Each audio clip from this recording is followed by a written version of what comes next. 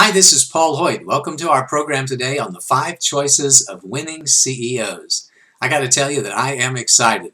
I'm excited because this program represents the culmination of nearly 50 years of business experience and 13 years experience as a small business consultant.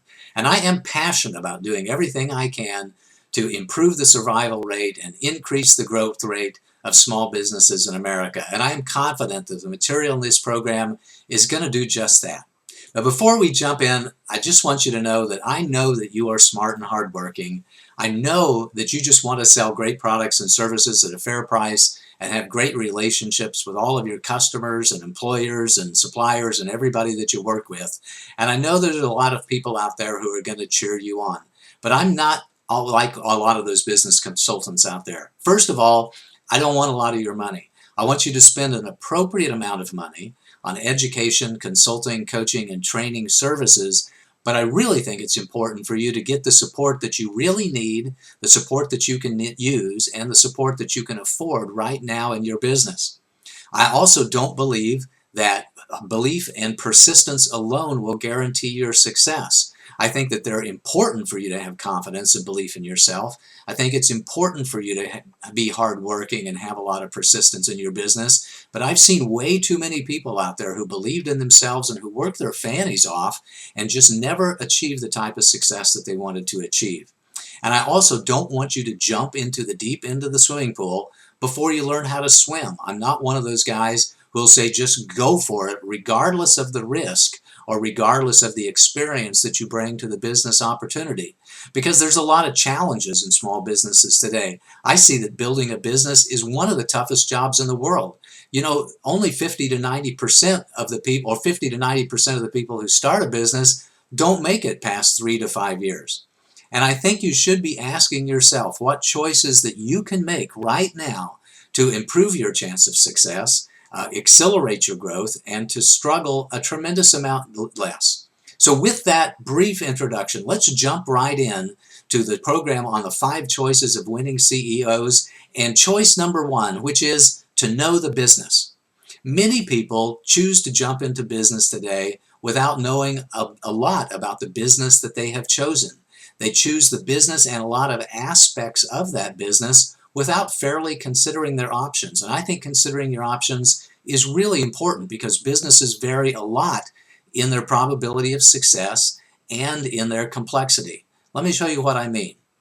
At the high end of the probability curve are businesses like mature franchises. If you purchased a McDonald's or a Quiznos or a Subway franchise today, your probability of success is extremely good because the people who sell those know exactly what they're doing.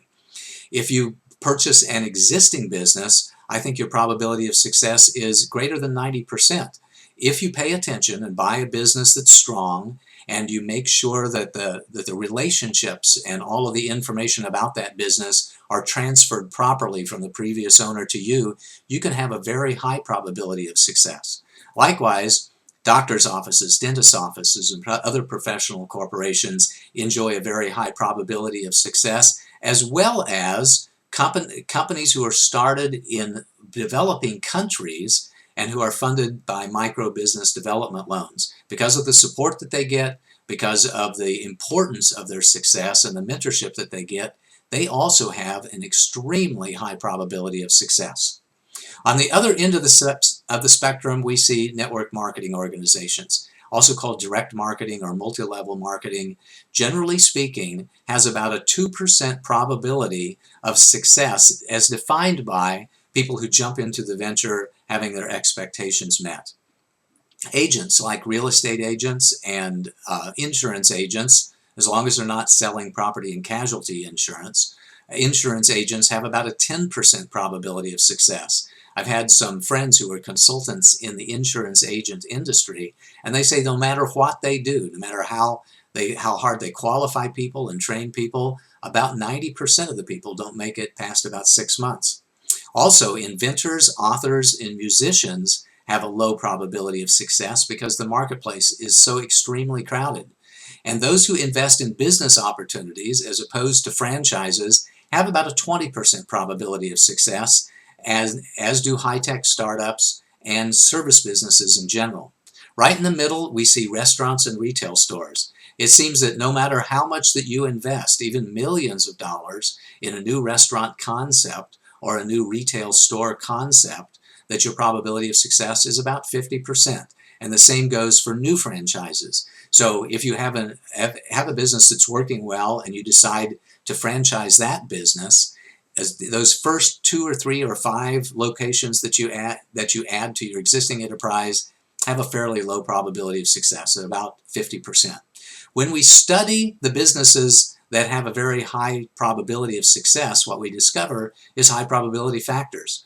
Those things that you can pay attention to which increase your probability of success include having a very proven business model with proven market acceptance, like mature franchises, massive support and intense mentoring, offering a complete solution to the marketplace, and generally speaking, having a high cost of entry.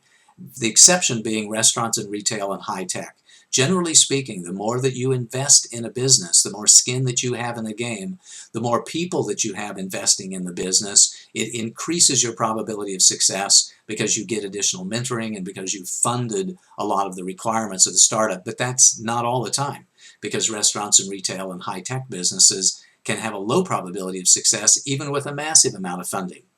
What we also see, though, is that there are factors out there which decrease your probability of success, such as starting from scratch without a proven business model, having undetermined market acceptance, as with inventors, authors, and musicians. Those businesses that have a significant impact on your personal relationships, like network marketing businesses, will decrease your probability of success. Entering into a very, very crowded market, a red ocean, so to speak, will decrease your probability of success. And generally speaking, having a low cost of entry decreases your probability of success because it's easy to walk away from those. Why is that important? It's because it goes without saying, I think, that high probability businesses are more likely to succeed. If you pick to go into a business that has a high probability of success, you are more likely to succeed, and low probability businesses may have a huge payoff because there's a lot of reward associated with the risk, but not always. And if you have a family to support, you may choose not to take the risk of a low probability business. The second thing that's very important for you to understand when it comes to knowing your business is business complexity, because businesses vary a tremendous amount in their complexity. Some businesses have a lot of complexity and a very huge learning curve, and other businesses are very simple to learn, and they can be learned in just a matter of days or even just a few hours. And generally speaking, the more complex a business is, the lower probability of success. In my 13 years of being a small business consultant, I've analyzed a lot of businesses, and I'm not sure if you can read it very well, but on this chart there are 14 different businesses, from very simple ones like selling roses at a street corner and having a car wash, up to the very top of having a software startup or bringing a new medical device to market. And the complexity of these businesses varies tremendously. And this is really kind of an exponential curve or a logarithmic scale, so that the complexity of a selling roses by the street corner at a complexity factor of 9 versus starting a new medical device company with a complexity factor of 52 is a tremendous amount of difference there. This is important to you because if you understand what makes some businesses more complex than others, you can better match your capabilities with the requirements of the business. Here's what we find. What we find is that it's important to have a match in between the skill set, the mindset, and the experience of the business owner and the complexity of the business itself. If you match a rookie with a very complex business model, they have a very low probability of success. Likewise, if you take somebody who has a massive experience, a serial entrepreneur, and you give them a very simple business, they're not likely to be successful because they'll get bored with it. They'll just walk away after a period of time. They need something, they need a challenge that matches their experience level, but a challenge that's not so great that they get overwhelmed very, very quickly. Again, this is important because if you don't understand the complexity factors, you are very likely to take on a business that's much tougher than you thought that it was going to be. And if you do understand the complexity factors, you can make choices that simplify the business and increase your probability of success and reduce the stress and the struggle that you have in your business. So here's what you can do right now to choose to know the business. You can study the business model, and that means study the typical revenue patterns, the direct costs, the operating expenses, the financial environment in which this business operates. Understand the typical value propositions, the customers, the marketplace, all of the dynamics of the business before you are in business. And if you're already in business, you can choose to study these things about the business that you've already chosen to be in. After you study the business model, or even before you do it, I think it's real important for you to work in a similar business at a very high level so that you can see that business from the top. For example, if you want to start a restaurant, I think it's important for you to have a lot of restaurant experience, preferably as a general manager of a restaurant, so you can really understand the business of restaurants.